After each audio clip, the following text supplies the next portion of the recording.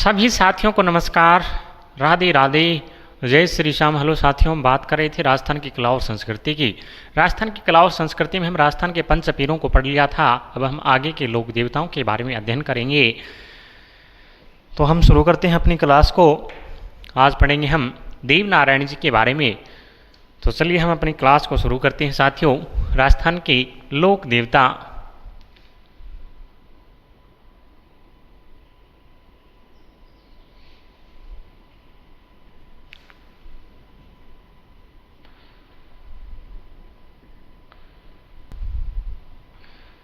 आज पढ़ेंगे हम देव नारायण जी के बारे में। देव नारायण जी के बारे में पढ़ेंगे हम। इनका जन्म कहाँ पे हुआ, इनकी माता का क्या नाम था, पिता का क्या नाम था, इनको किन किन उपनामों से जाना जाता है, विभिन्न बातों के बारे में चर्चा करेंगे साथियों। इनका जन्म है मालासेरी डूंगरी असिंध भीलवाड़ा में हुआ था साथियों। कहाँ पे हुआ था? देव नारायण जी का जन्म मालासेरी डूंगरी आसिंद भीलवाड़ा में सन 1243 ईस्वी में जन्म होता है। नागवंशीय बगड़ावत गुर्जर परिवार में इनका जन्म होता है साथियों। लिखेंगे इनके बारे में। जन्म है मालासेरी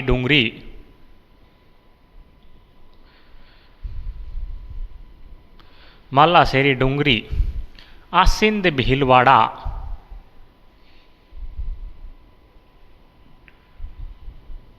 ठीक है, आसिंद भीलवाड़ा में इनका जन्म होता है 1243 ईस्वी में। कब? 1243 ईस्वी में इनका जन्म होता है। कहाँ पे? नागवंशीय बगड़ावत गुर्जर परिवार में इनका जन्म होता है।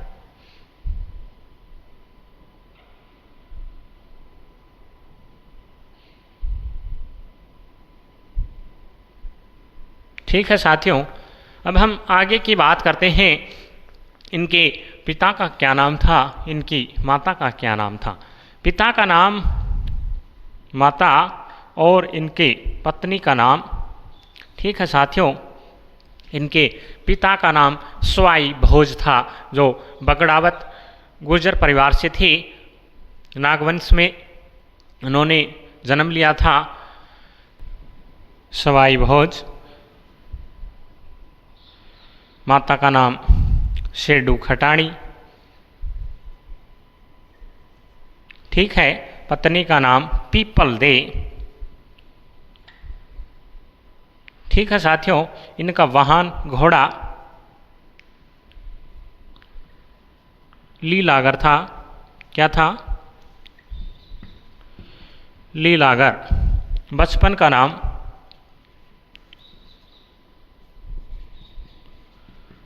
उदय सिंह,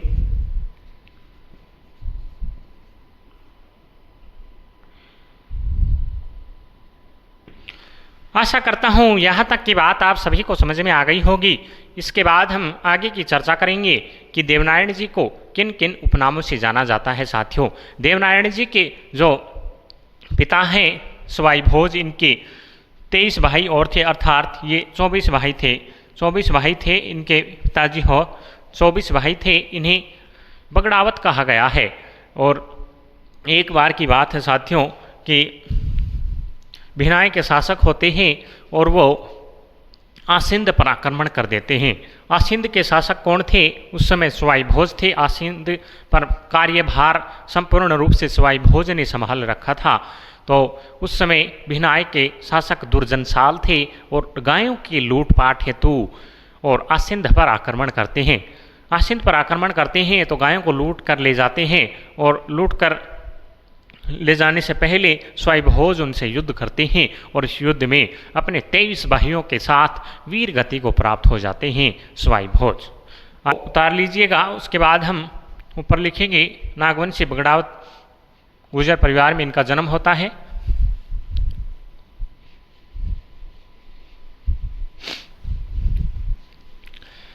बात करेंगे हम देवनारायण जी को किन किन उपनामों से जाना जाता है। देवनारायण जी को गोरक्षक देवता, विष्णु का अवतार,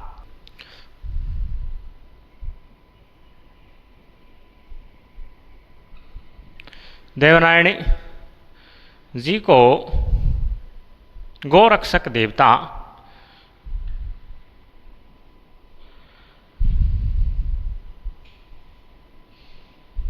विष्णु का अवतार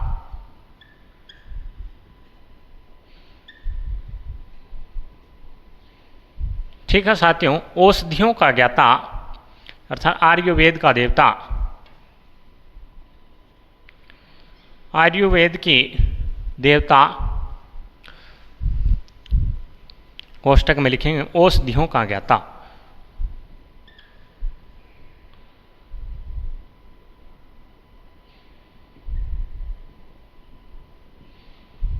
इत्यादि नामों से देवनारायण जी को जाना जाता है साथियों।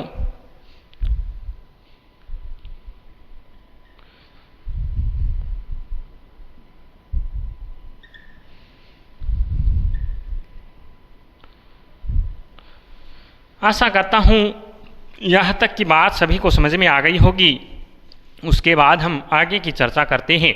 गोरक्षक देवता क्यों कहते हैं? जब इनके पिता गायों की रक्षा करते हुए वीर गति को प्राप्त हो जाती हैं, उसके बाद है अपने भाइयों की सहायता से और भिनाय पर आक्रमण करते हैं और दुर्जनसाल की हत्या कर देते हैं साथियों। गायों को, लूटी हुई गायों को पुनः आज़ाद करवाते हैं, इसीलिए इन्हें गोरक्षक देवता कहा जाता है। विष्णु का अवतार ऐसा कहा जाता है कि सवाई भोज की इनके पिता की कोई संतान नहीं थी। माला सेरी डूंगरी पर कठोर तपस्या करते हैं। कठोर तपस्या करने के बाद भगवान विष्णु स्वयं ही प्रकट होते हैं। विष्णु प्रकट होते हैं और कमल के पुष्प से देवनारायण जी का जन्म होता है साथियों। इस प्रकार देवनारायण जी का जन्म हुआ। आयुर्वेद का देवता इसलिए इन्होंने औषधियों का ज्ञाता था। औषधियों का ज्ञान था, गोमूत्र और नीम के पत्तियों से औषधियों का निर्माण करके कई व्याधियों का निवारण किया था इन्होंने साथियों। इसीलिए इनको राज्य क्रांति का जनक भी कहा जाता है। जब यह युद्ध हो रहा था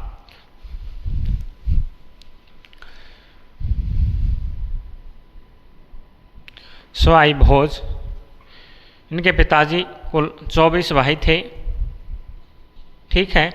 और जब दुर्जनसाल के साथ ये युद्ध कर रहे होते हैं, दुर्जनसाल भिनाय का शासक था, इससे युद्ध कर रहे होते हैं तो सवाई भोज अपने 23 भाइयों के साथ वीर गति को प्राप्त हो जाते हैं। उस समय छोटू भाट आते हैं। छोटू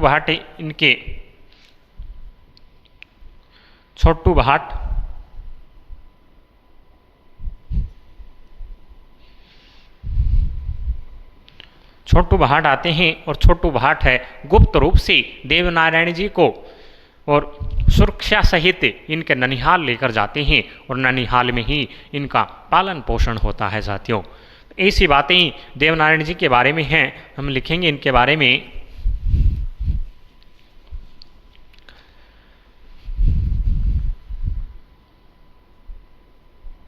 देवनारायण जी के पिता सवाई भोज कुल 24 भाई थे। इन्हें बगड़ावत कहा जाता है।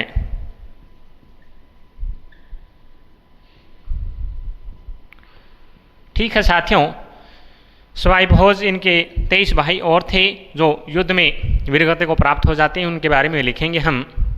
गायों की लूटपाट के लिए, गायों की लूटपाट हेतु भिनाय कहाँ पे पड़ता है? अजमेर में पड़ता है। भिनाय अजमेर के शासक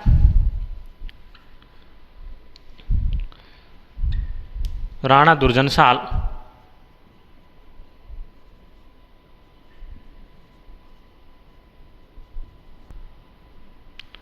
आसिंध पर आक्रमण करते हैं।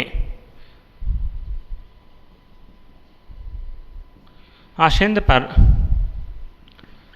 आक्रमण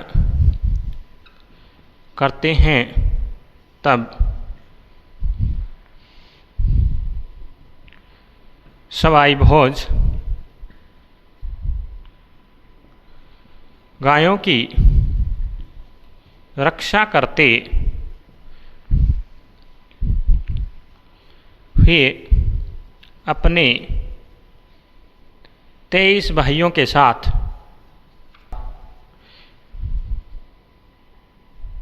वीरगति को प्राप्त हो जाते हैं। ठीक है साथियों, आशा करता हूँ यहाँ तक की बात सभी को समझ में आ गई होगी। उसके बाद हम आगे बात करते हैं कि इस युद्ध के समय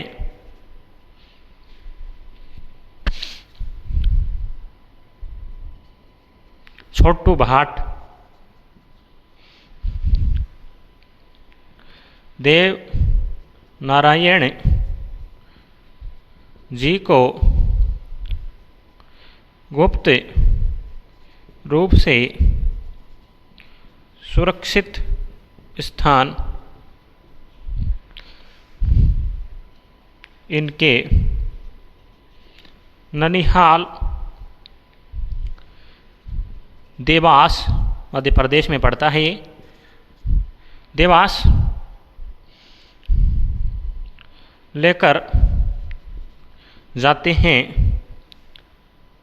इसके बाद वहीं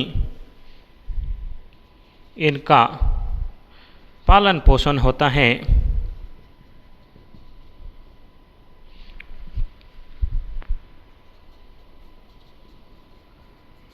ठीक है साथियों, यहाँ तक की बात आपको समझ में आ गई।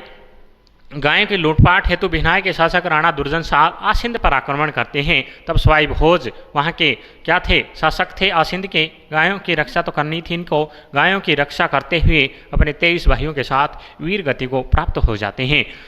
इस युद्ध के समय देवनारायण जी बाल्यावस्था में थे तो इनको बचाना जरूरी था। इस समय छोटू भाट देवनारायण जी को गुप्त रूप से सुरक्षित स्थान इनके ननिहाल देवास में पड़ता था, देवास लेकर जाते। इसके बाद वहीं इनका पालन पोषण होता है।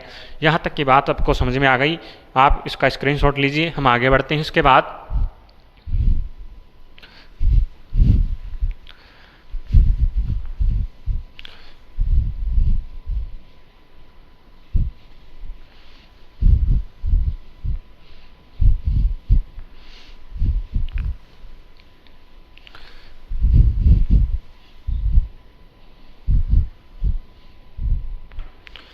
इसके बाद हम लिखते हैं कि इनके पिता की मृत्यु हो जाती है, अर्थात वीरगति को प्राप्त हो जाती है। तो देवनारायण जी बड़े हो जाते हैं थोड़े से और 10 वर्ष की आयु में ही भिनाई पर आक्रमण कर देते हैं और दुर्जनशाल को मार गिराते हैं, उनकी हत्या कर देते हैं अपने भाइयों का सहयोग लेकर। उनके बारे में लिखेंगे साथियों। देवनारायण जी मात्र 10 वर्ष की आयु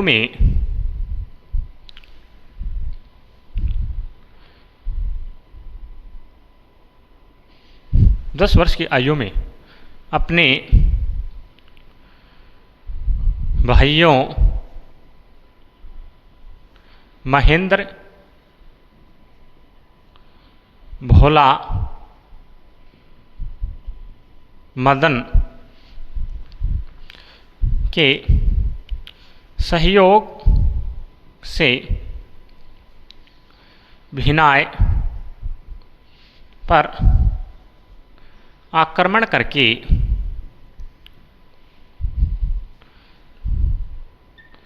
दुर्जनशाल की हत्या करते हैं एवं लूटी हुई गायों को पुनः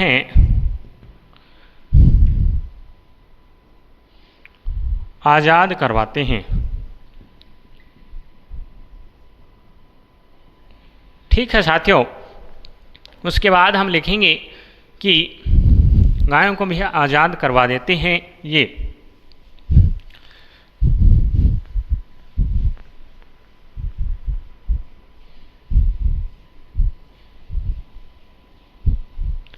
देवनारायण जी का जो मंदिर है साथियों, उस मंदिर में इनके मूर्ति की पूजा नहीं होती है साथियों, बल्कि वहाँ पर इनके ईंटों की पूजा की जाती है और नीम के पत्ते चढ़ाए जाती हैं, छाछ, राबड़ी, खीर, चूरमा, नारियल का भोग लगाया जाता है साथियों, ऐसा कहा जाता है। उसके बारे में लिखेंगे हम।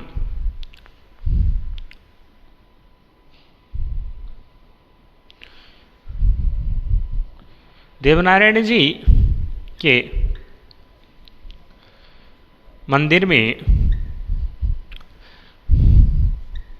बल्कि हालांकि आजकल इनके मंदिर में मूर्ति की पूजा होती है और मूर्तियों के साथ ईंटों की भी पूजा हो जाती है, परंतु यहाँ ये तथ्य लिखना सही होगा कि देवनारायण जी के मंदिर में मूर्ति की जगह ईंटों की पूजा की जाती है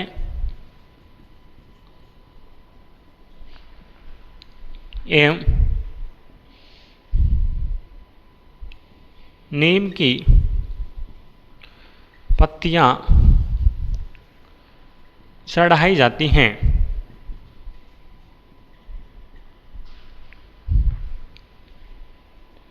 तथा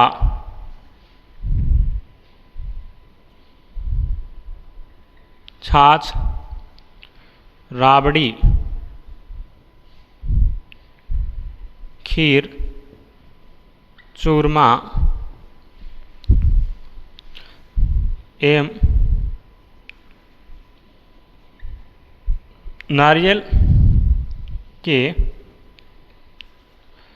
प्रसाद का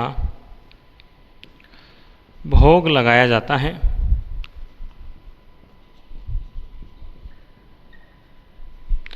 आशा करता हूँ यहाँ तक की बात सभी को समझ में आ गई होगी साथियों।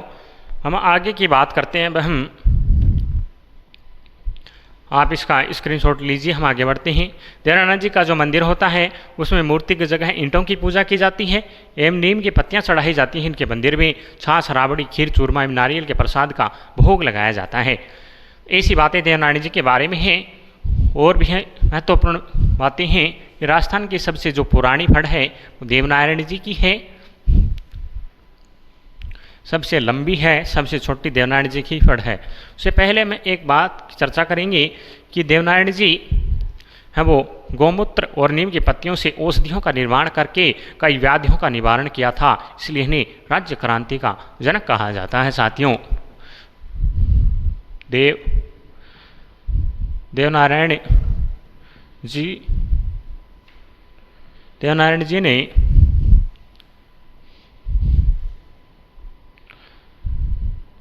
गौमूत्र एवं नीम की पत्तियों का उपयोग करके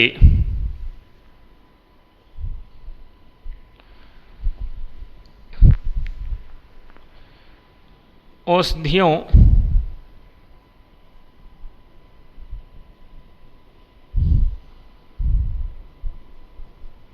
निर्माण किया।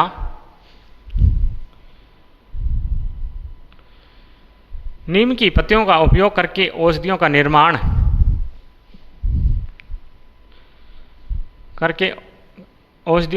कर कई व्याधियां होती, बीमारियां, कई व्याधियों का निवारण किया।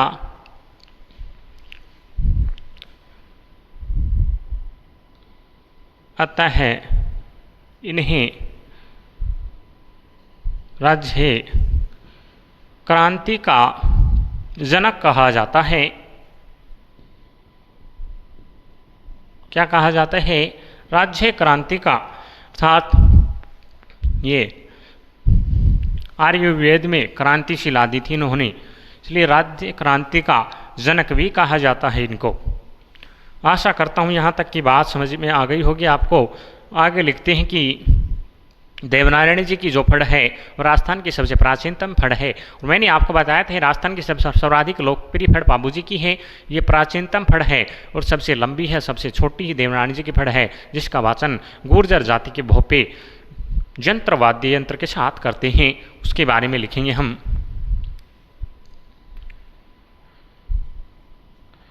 राजस्थान की सबसे प्राचीन, राजस्थान की सबसे प्राचीन यानी पुरानी, सबसे लंबी 25 हाथ, सबसे छोटी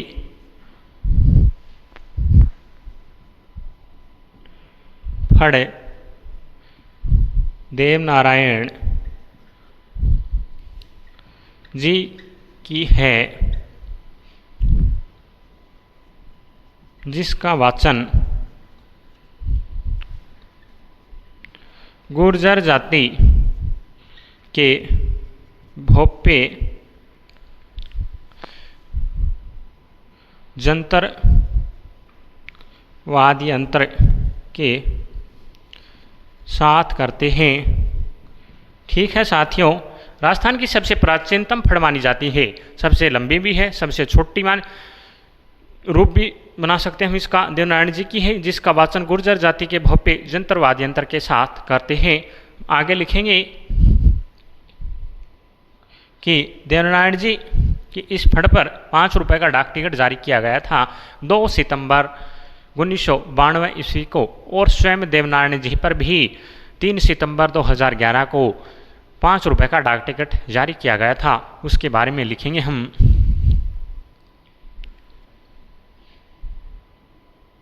देव नारायण जी की फड़ पर 2 सितंबर 1992 को 5 रुपये का डाक टिकट जारी किया गया तथा स्वयं देव नारायण जी पर भी 3 सितंबर 2011 को 5 रुपये का डाक टिकट जारी किया गया। ठीक है साथियों, आशा करता हूँ यहाँ तक की बात आप सभी को समझ में आ गई होगी। देवनारायण जी की फड़ पर 2 सितंबर 1992 को 5 रुपये का डाक टिकट जारी किया गया था और 3 सितंबर 2011 को स्वयं देवनारायण जी पर ही 5 रुपये का डाक टिकट जारी किया गया। तो ये हो गई हमारी देवनारायण जी की महत्वपूर्ण बातें। हम आगे बढ़ते हैं, हम देवनारायण जी के बारे में और क्या क्या महत्वपूर्ण बातें हैं सर, और भी महत्वपूर्ण बातें हैं जिनके बारे में हम चर्चा करेंगे साथियों। देवनारायण जी का मेला है वो साथियों भाद्रपद शुक्ल सप्तमी को भरता है। उसके बारे में लिखेंगे हम। देवनारायण जी का मेला भाद्रपद शुक्ल सप्तमी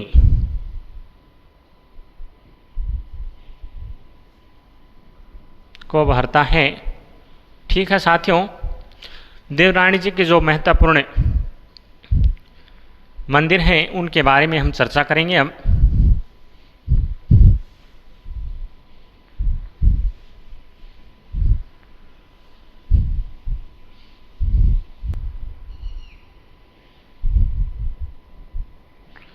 देवनारायण जी के प्रमुख मंदिर कहाँ कहाँ पे बने हुए हैं। पहला आता है था दर्डावत, आसिंद भीलवाड़ा,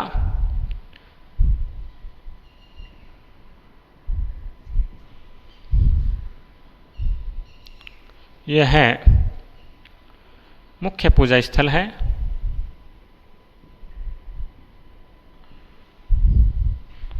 जो खारी नदी के किनारे है। ठीक है साथियों, यह देवनारायण जी का मुख्य पूजा स्थल है गोठ दड़ावता आसिंद भीलवाड़ा में। यहीं पर इनका जन्म हुआ था, यहीं पर इनका जन्म हुआ। दूसरा आता है हमारा देवधाम,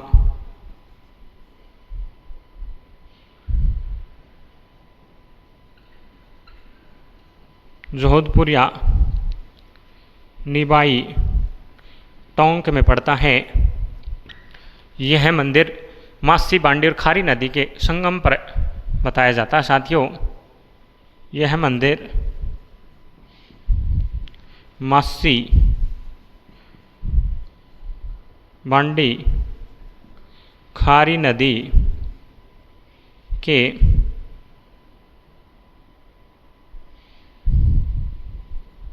संगम पर बना है। तीसरा लिखो, देवनारायण जी देवडोंगरी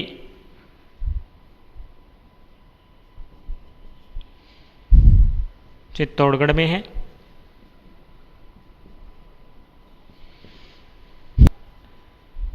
संघा के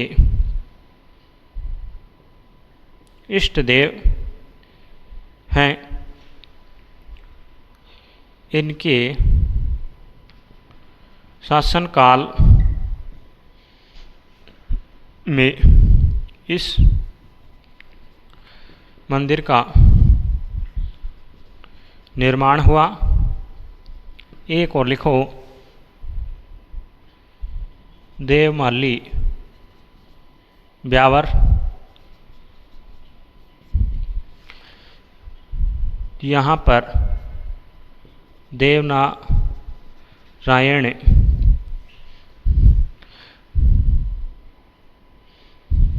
जी ने अपना अंतिम समय व्यतीत किया और इसके बाद देवनारायण जी हैं, ऐसा कहा जाता है उनका शरीर और आत्मा दोनों ही स्वर्ग लोक में चली गई। साथियों, किन्हीं का तो शरीर रह जाता, आत्मा चली जाती है, परंतु ऐसा कहा जाता है देवनारायण जी के बारे में, इनका शरीर आत्मा के साथ शरीर भी है वो स्वर्गलोक में चला गया था। देवमाली ब्यावर में ही इनका बहुत ही प्रसिद्ध मंदिर बना हुआ है।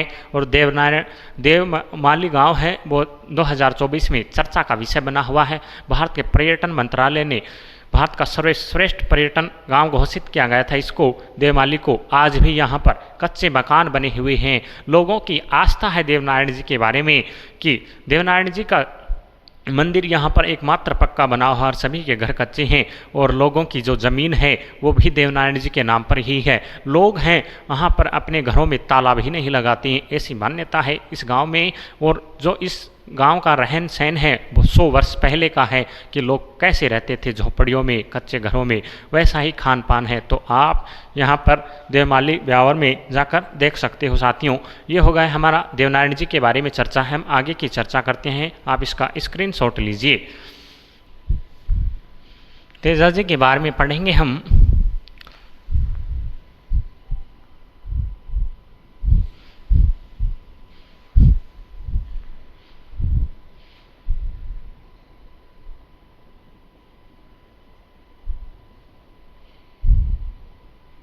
तेजा जी का जन्म कहाँ पे हुआ, इनकी माता का क्या नाम था, इनके पिता का क्या नाम था और किन किन उपनामों से इनको जाना जाता है, गौरक्षार्थ इन्होंने कार्य किया, और भी महत्वपूर्ण बिंदुओं के बारे में चर्चा करेंगे। साथियों, तो हम तेजा जी के बारे में पढ़ते हैं। अब इनका जन्म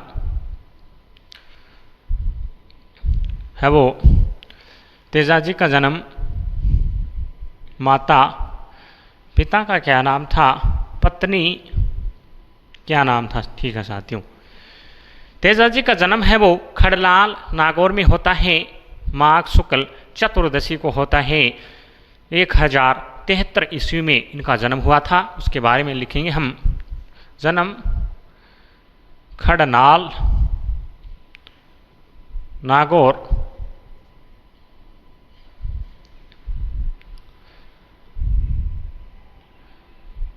माघ शुक्ल चतुर्दशी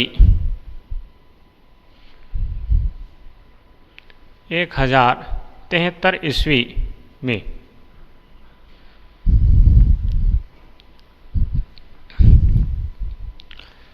धौलिया गोत्र के नागवंशीय जाट थे। ये भी जाट वंशीय जाट परिवार में इनका जन्म होता है।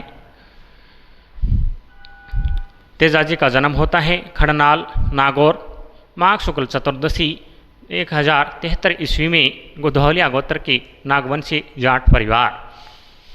पिता का नाम ताहड़जी,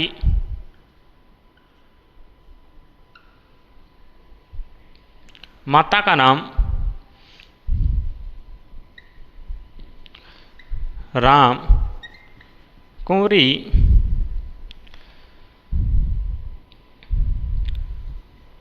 पत्नी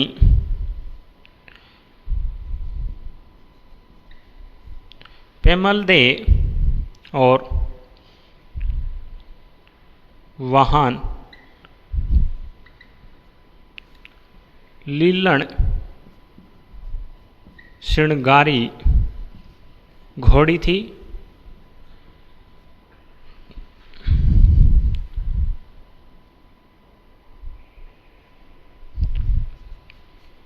गुरु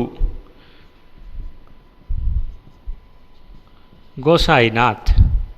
ठीक है साथियों, यहाँ तक की बात आप सभी को समझ में आ गई होगी। जन्म खड़नाल नागौर में, पिता ताहड़जी थे, माता राम कुंवरी, पिता पेमल दे और वाहन लीलन श्रृंगारी घोड़ी थी इनकी, और गुरु गोसाईनाथ।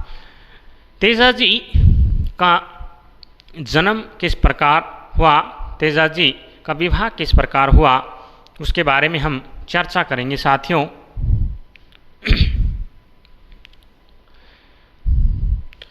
इससे पहले आप एक बात और लिख लो, उसमें किसमें, देवनारायण जी में।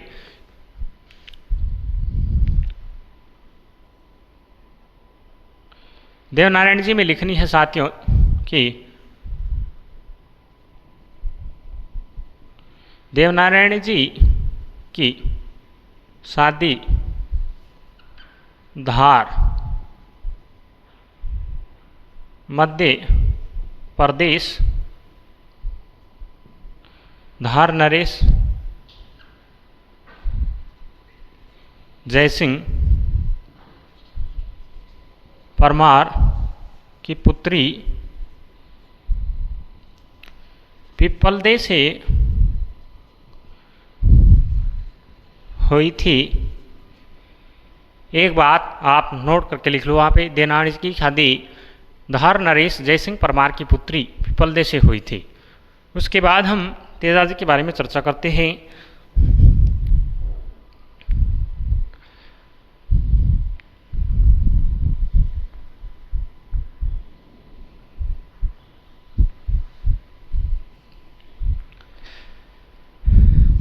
तेजाजी को किन किन उपनामों से जाना जाता है उसके बारे में हम चर्चा करेंगे। तेजाजी को धौलिया वीरा, गोरक्षक देवता और भी उपनामों से इनको जाना जाता है, जिसके बारे में हम चर्चा करेंगे।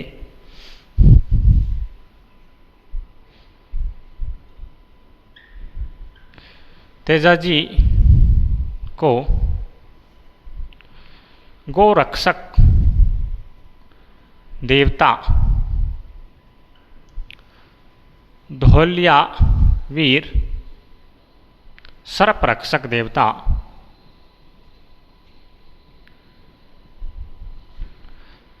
काला बाला का देवता,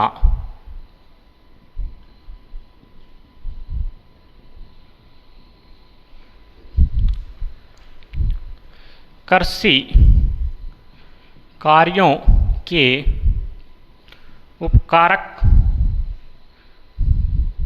देवता इत्यादि नामों से जाना जाता है।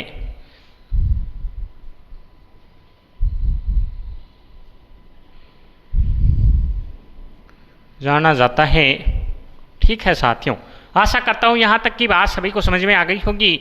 तेजाजी को गोरक्षक देवता, धोलियावीर, सर्परक्षक देवता, काला बाला के देवता, कृषि कार्यों के उपकारक देवता इत्यादि नामों से इनको जाना जाता है। सर गोरक्षक देवता क्यों कहा जाता है इनको? गोरक्षक क्योंकि लाछा गुजरी की गायों को बचाया था, हम आगे चर्चा करेंगे। धोलियावीर, धोलिया गोत्र से थे ये, धोलिया परिवार में इनका जन्म हुआ, नागवंशीय परिवार में। सर्परक्षक देवता, जीव पर इन्होंने सर्पदंश करवाया था, इसलिए सर्परक्षक देवता कहा जाता है। काला और बाला क्या जाता है? काला और बाला को काला और बाड़ा कहा जाता था साथियों। काला और बाड़ा, काला का अर्थ अर्थात सर्प से रक्षा करवाते हैं, इसीलिए काला कहा जाता है। बाड़ा और बाला अर्थात जब किसी के चेहरे पर फुंसियाँ हो जाती हैं, अर्थात नारू रोग बोलते हैं उसको। क्या बोलते हैं? नारू रोग।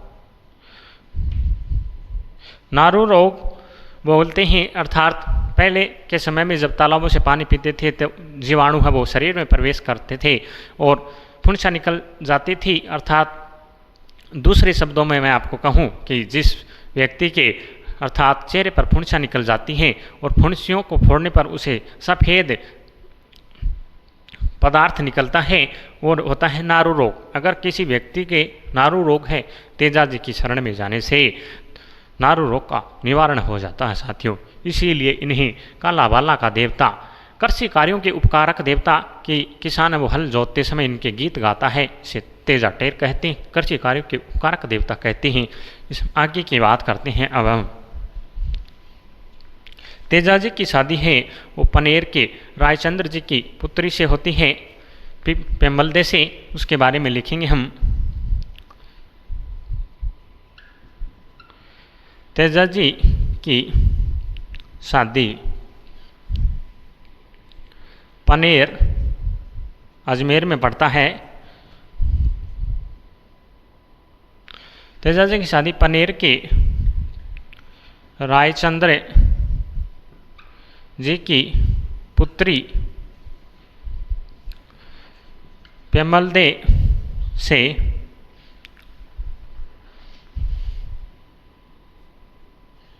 हुई थी। ठीक है साथियों, शादी किस प्रकार होती है? ऐसा कहा जाता है कि तेजाजी की शादी है वो बचपन में ही हो जाती है। कब हो जाती है? बचपन में हो जाती है।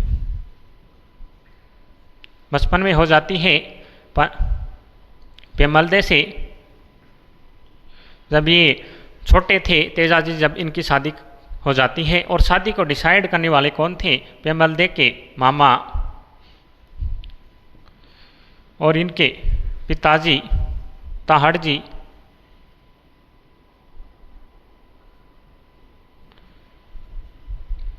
अर्थात तेजाजी के पिता,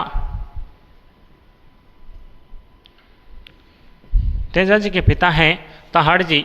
बचपन में और इनके मामा हैं वो इस शादी को डिसाइड कर लेते हैं और शादी हो जाती है। इसीलिए तो कहा जाता है थाना तो पेड़ा पुतड़ा में परणायो तेजाजी। अर्थात हे तेजाजी, आपको तो बचपन में ही शादी हो गई थी। इसलिए इनकी बचपन में शादी हो जाती है और बचपन में शादी हो जाती है। 3-4 वर्ष का समय बीत जाता है, परंतु इस बात का किसी को पता नहीं चलता है साथियों। 5 वर्ष का समय हो जाता है। जब तेजाजी 5 वर्ष के हो जाते हैं, 5 वर्ष के हो जाते हैं तो इनके मामा और तेजाजी के पिता ताहड़ जी को किसी बात को लेकर अनबन हो जाती है और बात यहाँ तक आ जाती है कि दोनों परिवारों पर तलवारें तान दी जाती हैं। इसलिए ये है रिश्ता है वो टूटने के कगार पर था।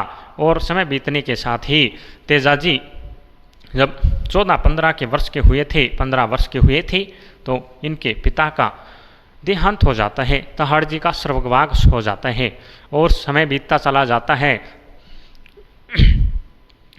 उधर पेमल्दे है वो 12-13 वर्ष की हो जाती है। 12-13 वर्ष के समय में उसको इस बात का पता चल जाता है कि मेरी शादी है वो तेजाजी से हुई थी और इधर अभी तक इनको पता तक नहीं कि तेजाजी को कि मेरी शादी किससे हुई है। 15 वर्ष का समय बीत जाता है और 15 वर्ष का समय बीत जाने के साथ साथ ही ये 20 वर्ष के हो जाते हैं, 25 वर्ष के हो जाते हैं, 27, 28 और 30 वर्ष के हो जाते हैं। 30 वर्ष के होने के बाद अर्थात 1103 ईस्वी में, कब 1103 ईस्वी में अर्ली मॉर्निंग ही अर्थात ये अपने खेत में काम करने के लिए निकल जाते हैं साथियों। और इनके जीवन में उतार चढ़ाव आता है। ये 1103 में अर्ली मॉर्निंग को ही अपने बैल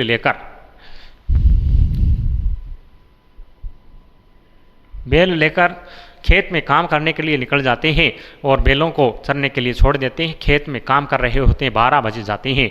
12 बज जाते हैं, अभी तक इनका कोई भोजन नहीं आया है। भोजन नहीं आया, 1 बज जाता है। ऐसे करते करते 2 बज जाते हैं, परंतु घर से कोई भोजन लेके ही नहीं आ रहा है। और इधर तेजाजी गुस्से से लाल हो जाते हैं। और थोड़ी ही देर बाद रत्नी है, वो इनकी भाभी थी, वो खाना लेकर आ रही होती। दूर से ही देख लेते हैं इनको, रत्नी को। और रत्नी जो ही पास में आती है तो रत्नी को 2-4 सुनाते हैं कि मेरे सुबह से दोपहर तक मैं काम कर रहा हूँ, आपको समय पर भी आप मेरे लिए खाना लेकर नहीं आ सकता।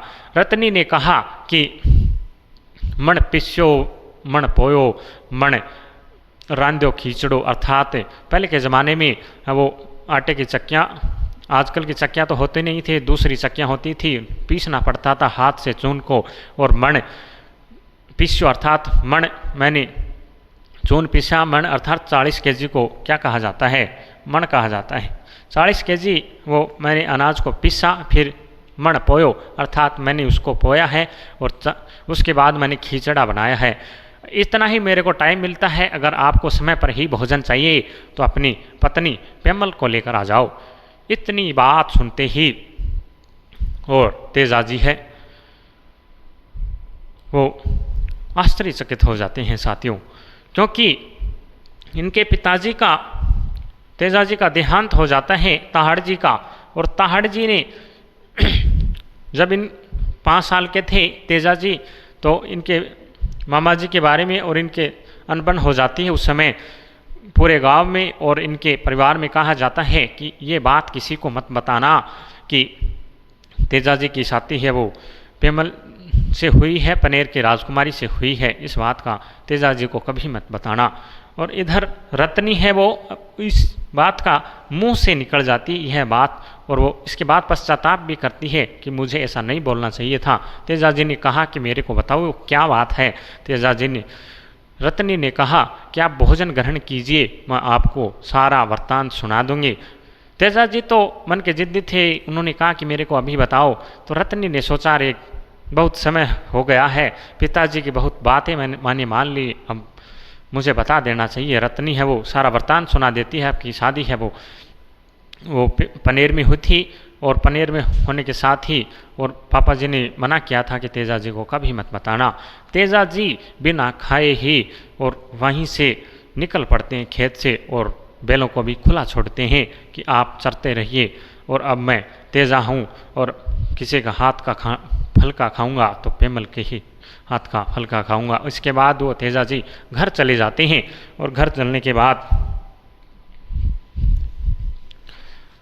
अपनी लीलण को निकालते हैं साथियों। सुबह पहले अगली अर्ली मॉर्निंग को लीलण को निकालते हैं और लीलण पर सवार हो जाती हैं। लीलण पर सवार हो जाती हैं। इधर इनकी माता बौद्धल कहती हैं कि तेजाजी रुकिए, आप कहाँ जा रहे हो।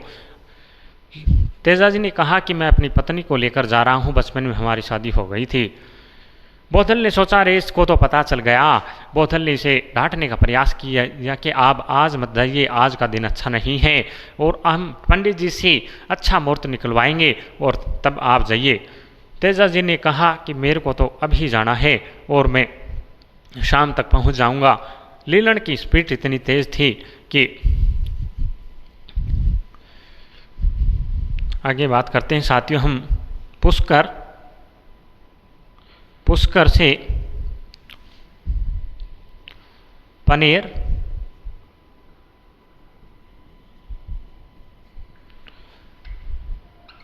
सुरसुरा,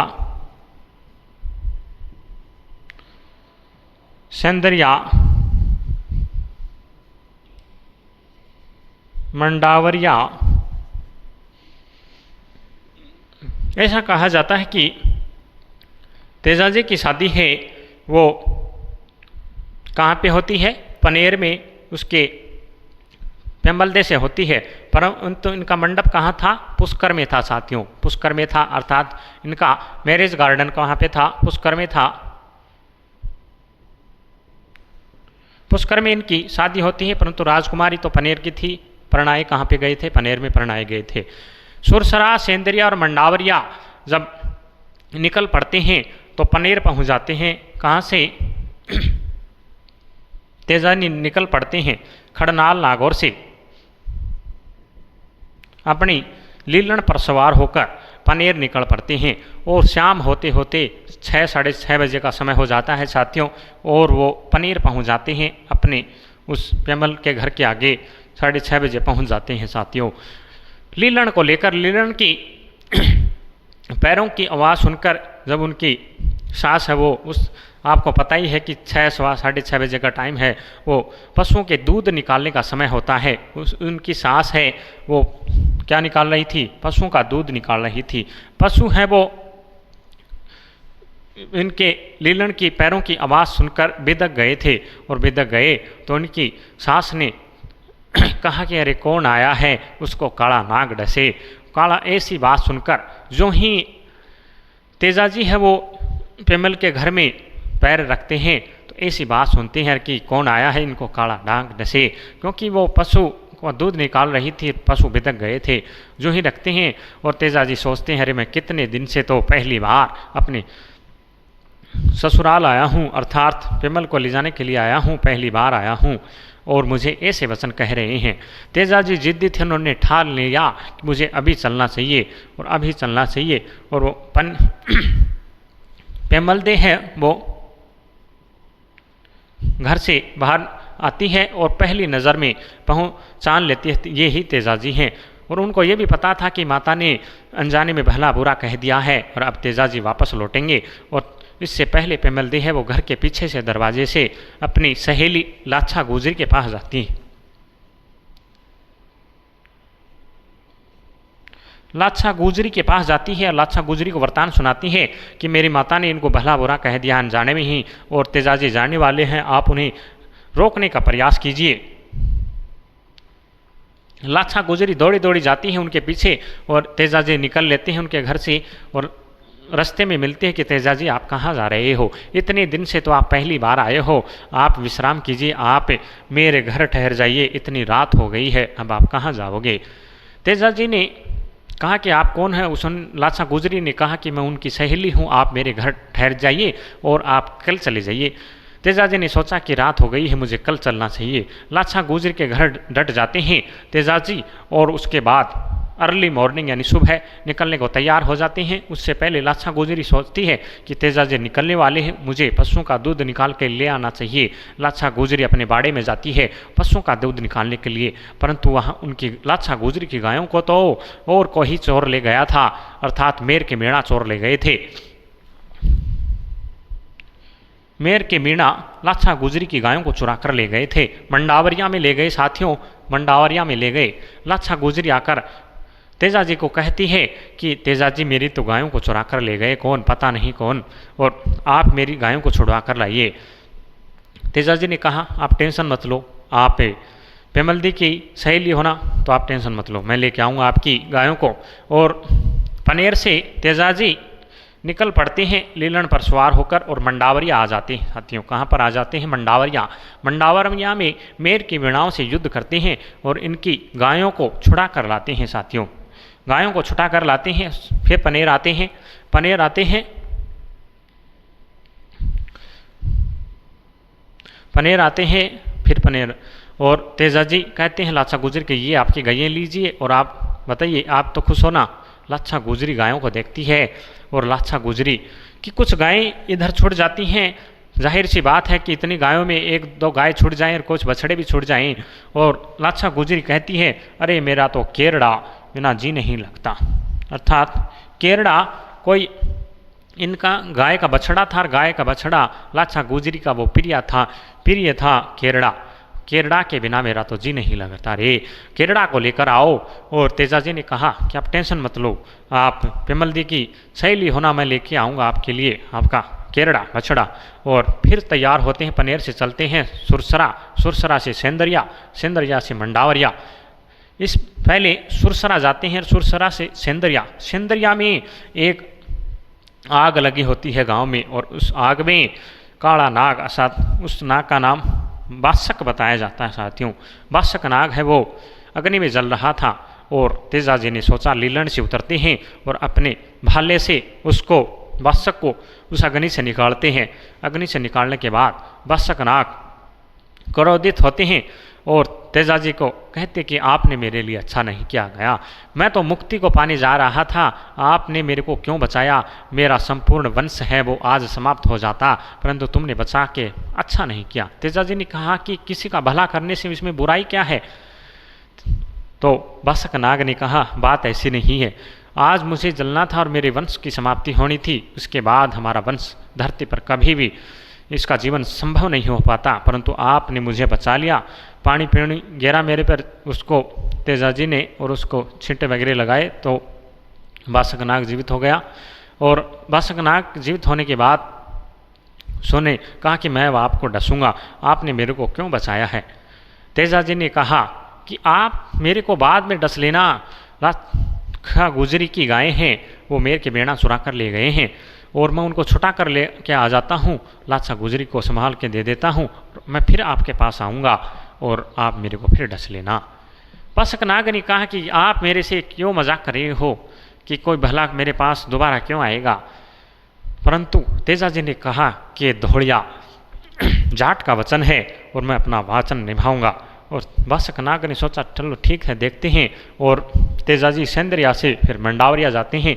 मंडावरिया में उस समय पता था मेर की मीणाओं को कि तेजाजी वापस आएंगे, और तेजाजी वापस आएंगे तो चारों तरफ चौकसी कर दी गई, अर्थात सैनिक तैनात कर दिए गए। और सैनिक हैं जो ही तेजाजी मंडावरिया में प्रवेश करते हैं तो तीरों से तेजाजी का शरीर है वो छलनी छलनी कर दिया जाता है, अर्थात रक्त रंजित हो जाता है पूरा शरीर। गायों को बचाकर ले जाते हैं, बछड़े को बचाकर लेकर अर्थात सेंदरिया और सुरसरा फिर अजमेर पनेर में लाछा गुजरी को उनकी गायें जो बची हुई थी उनको वापस लाकर दे देते हैं। लाछा गुजरी उनके शरीर लहू लुहान को देखकर, शरीर पूरी तरह खून से लहू लुहान हो रखा था, और ऐसा देखकर वह तेजाजी को कहती है कि आप वापस मत जाइए, मैं आपको मरहम पट्टी कर देती हूँ, अर्थात मैं आपका रक्त को डांटने के लिए कुछ प्रयास करती हूँ। तेजाजी ने कहा नहीं, मैं वचन दे के आया हूँ, रास्ते में मुझे कोई सर्प मिला था कि मैं गायें बचा कर लेके आऊँगा और फिर मैं आपसे डंक मरवाऊँगा, मैं अपना वचन पूरा करने के लिए जाऊँगा। इसके बाद तेजाजी पनेर सुरसरा सेंदरिया में चले जाते हैं, उस सर्प के पास जाते हैं। सर्प देखते ही कहता है तेजाजी मैं अब आपको डंक नहीं मार सकता। तेजाजी ने कहा क्यों? क्योंकि आपका शरीर तो पूरी तरह रक्त रंजित है और मान लिया कि मैंने आपको वचन पूरा कर लिया है, गायों को बचा लिया है, मैं आपको डंक नहीं मारूंगा। तेजाजी ने कहा नहीं, जब तक आप मुझे डंक नहीं मारोगे मेरा है वो वचन पूरा नहीं होगा। प्राण जाए पर वचन नहीं जा सकता है, रघुकुल रीत सदा चलाई, प्राण जाए पर वचन नहीं जा सकता है। और कहते हैं नाग देवता बासक नाग अपने धर्म का हवाला देते हुए कहते हैं कि हम ऐसे किसी भी स्थान पर डंक नहीं, अर्थात व्यक्ति के किसी भी भाग पर डंक नहीं मार सकते जहाँ पर खून लगा हो।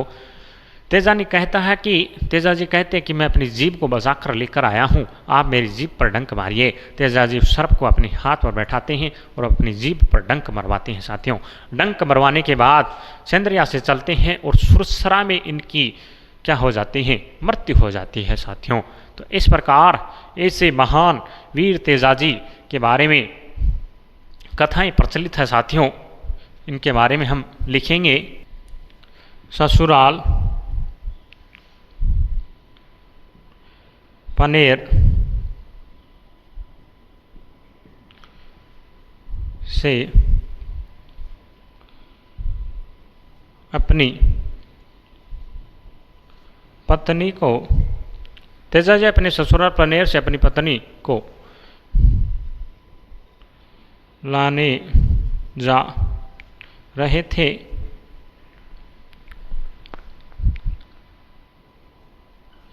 सुरसुरा अजमेर में पड़ता है। सुरसुरा में लाछा गुजरी अर्थात पेम्मल की सहेली थी ये। तेजा जी अपने ससुराल पनेर से अपनी पत्नी को लाने जा रहे थे। सुरसरा में लाछा गुजरी की गायों को मेर आमेर के आसपास रहते थे। मेर के मीणाओं से छुड़वाते हुए घायल हो जाते हैं तथा सर्प के सर्प काटने से इनकी मृत्यु हो जाती है। ठीक है साथियों, आशा करता हूँ इतनी बात आप सभी को समझ में आ गई होगी। उसके बाद हम आगे की चर्चा करते हैं कि तेजा जी अपने ससुराल पनेर अपनी पत्नी को लाने जा रहे थे। सुरसरा में लाछा गुजरी की गायों को मेर के मीणाओं से छुटवाते हुए घायल हो जाते हैं और तथा सर्प के काटने से इनकी मृत्यु हो जाती है। साथियों, अब हम तेजा जी के बारे में अन्य बातों के बारे में लिखेंगे। हम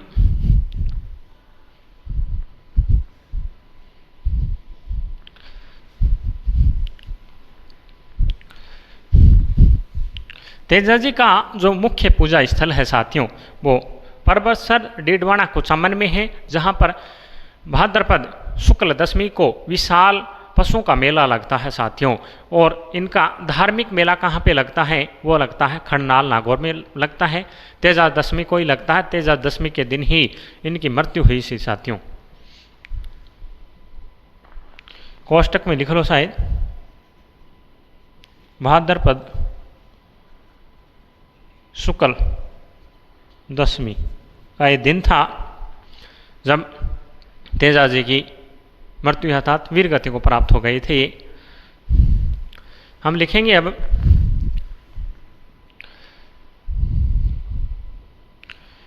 तेजा जी का मुख्य पूजा स्थल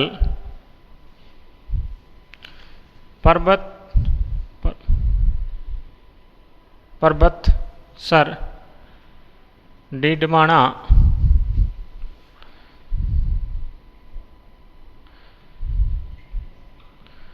कुचामन। तेजा जी का मुख्य पूजा स्थल परबतसर में है। यहाँ प्रतिवर्ष भाद्रपद शुक्ल दशमी को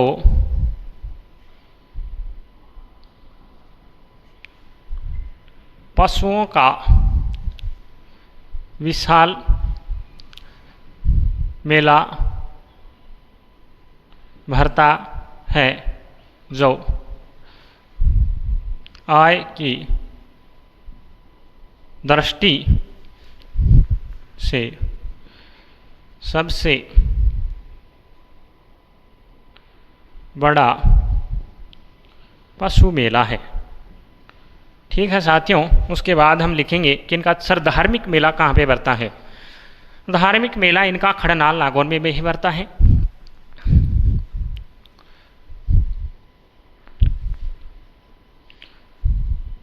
खड़नाल नागौर में भाद्रपद शुक्ल दशमी को तेजाजी का धार्मिक मेला लगता है। ठीक है साथियों, खड़नाल में भाद्रपद शुक्ल दशमी को तेजाजी का धार्मिक मेला लगता है। इस मेले का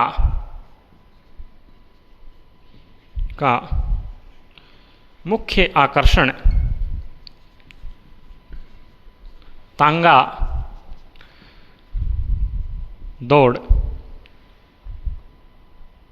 दौड़ या साइकिल दौड़ है। ठीक है साथियों, आगे बात करते हैं हम कि तेजाजी खंडनाल में भाद्रपद शुक्ल दशमी को तेजाजी का धार्मिक मेला लगता है। और पशु मेला कहाँ पे लगता है? परबतसर में मुख्य पूजा स्थल भी यहीं पर है इनका। खंडनाल में भाद्रपद शुक्ल दशमी को तेजाजी का धार्मिक मेला लगता है। इस मेले का मुख्य आकर्षण तांगा दौड़ या साइकिल दौड़ है। उसके बाद हम आगे बात करते हैं साथियों कि तेजाजी का प्रतीक चिन्ह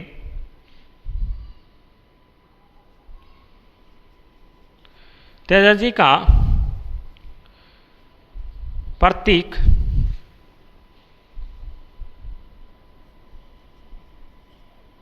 प्रतीक चिन्ह क्या है? तलवारधारी अश्वारोही जिनकी जिह्वा पर सर्प डस रहा है, अर्थात तेजाजी का प्रतीक चिन्ह है। आप तेजाजी की मूर्ति देखोगे साथियों, हाथ में तलवार ले रखी है और अश्व पर सवार हैं और जिनकी जिह्वा पर सर्प दंश कर रहा है। अगर आपको इस प्रकार का चित्र दिखे तो आप समझ जाना कि ये ही तेजाजी महाराज हैं। अब हम आगे बात करते हैं साथियों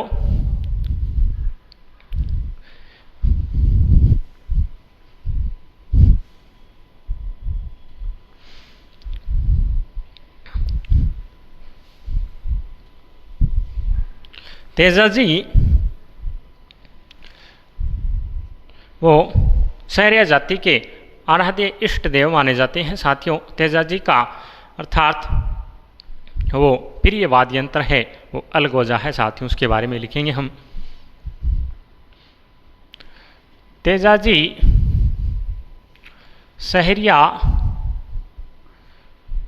जनजाति के आराध्य देव हैं।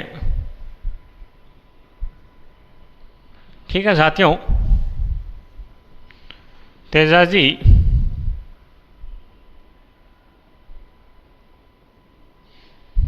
का प्रिय वाद्य यंत्र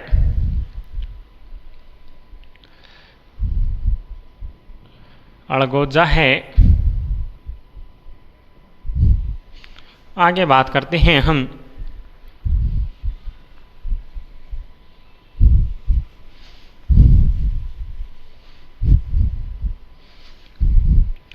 तेजाजी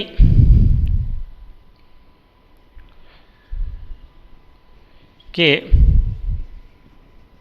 पुजारी को क्या कहते हैं? घोड़ला कहते हैं। ठीक है साथियों, तेजाजी का प्रिय वाद्य यंत्र अलगोजा है। तेजाजी के पुजारी को घोड़ला कहते हैं। और आगे बात करते हैं हम कि किसान हल जोतते समय तेजाजी के गीत गाता है जिन्हें तेजा टेर कहते हैं। क्या कहते हैं, तेजा टेर।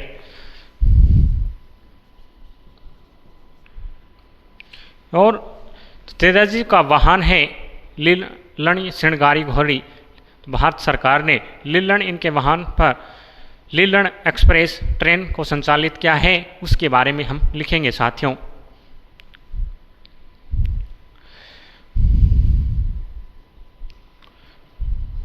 तेजाजी की सवारी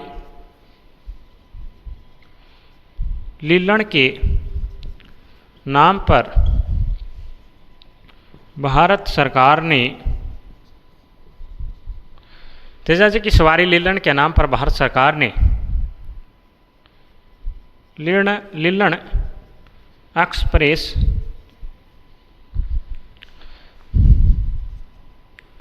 ट्रेन का संचालन किया। आशा करता हूँ यहाँ तक की बात आप सभी को समझ में आ गई होगी साथियों। तेजाजी की सवारी लीलण के नाम पर भारत सरकार ने लीलण एक्सप्रेस ट्रेन का संचालन किया, और जो तेजाजी के अन्य प्रमुख स्थल हैं उनके बारे में हम बात करेंगे।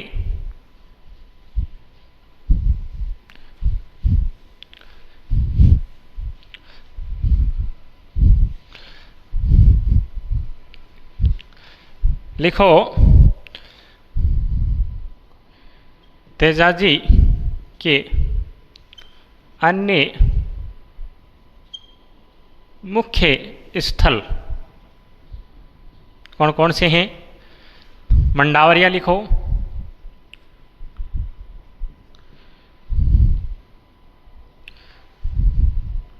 यहाँ पर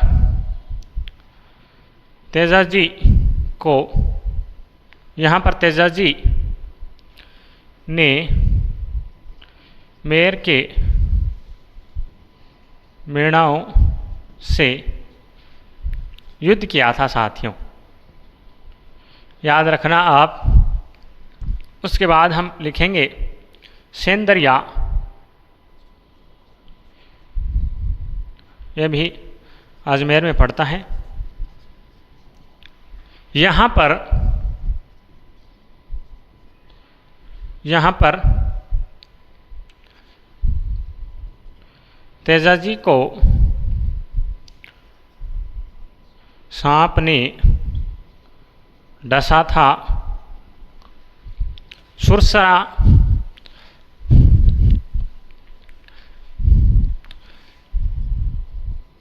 सुरसुरा अजमेर, यहाँ पर तेजाजी वीर गति को प्राप्त हुए थे। इसमें एक और लिखो, तेजाजी का मंदिर बनने पर यहाँ अर्थात सुरसरा से, यहाँ से जागती जोत ले जाकर प्राण प्रतिष्ठा की जाती साथियों। इस मंदिर में जागती जोत अर्थात जोत को ले जाया जाता है और जो मंदिर बना है उस मंदिर में रखी जाती है और उसके बाद उसकी प्राण प्रतिष्ठा की जाती है। उसी के बाद वह मंदिर पूर्ण रूप से तेजाजी का माना जाता है। भारत में किसी भी स्थान पर तेजाजी का मंदिर बनने पर यहाँ पर से जागती जोत ले जाकर प्राण प्रतिष्ठा की जाती है साथियों। एक और लिखेंगे हम,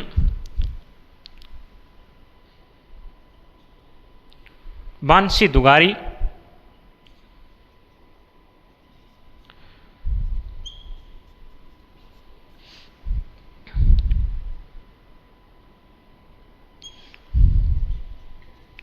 यहाँ पर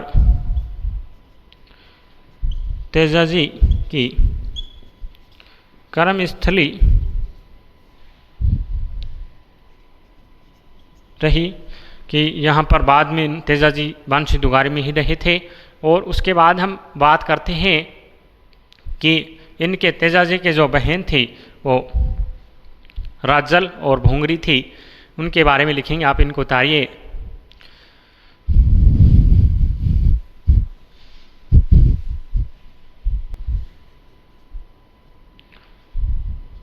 तेजाजी की बहन राजल एवं भूंगरी थी। ठीक है, तेजाजी की बहन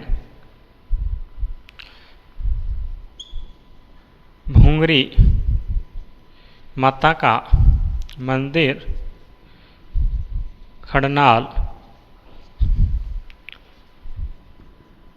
नागौर में है।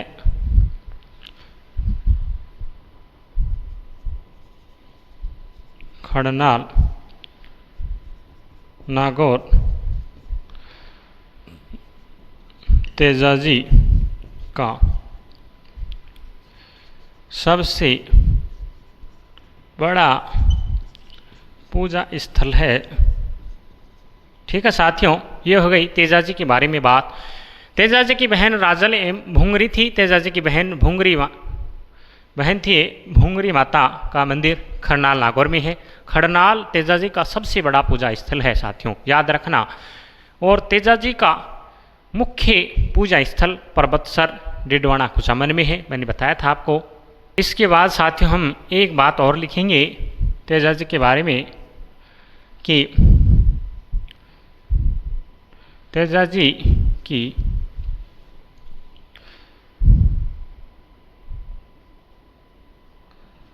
मृत्यु का समाचार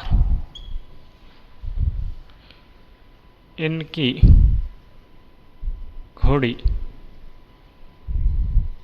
लीलन ने पहुंचाया था।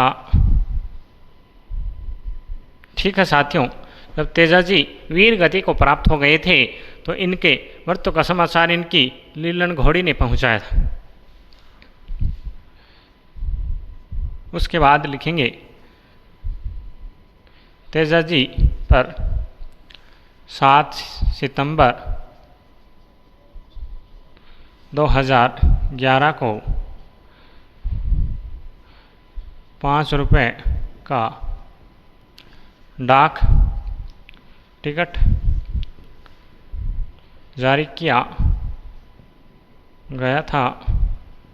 ठीक है साथियों, तो ये हो गए हमारे तेजाजी महाराज, और हम आगे की क्लास कल करते हैं। जय श्री श्याम।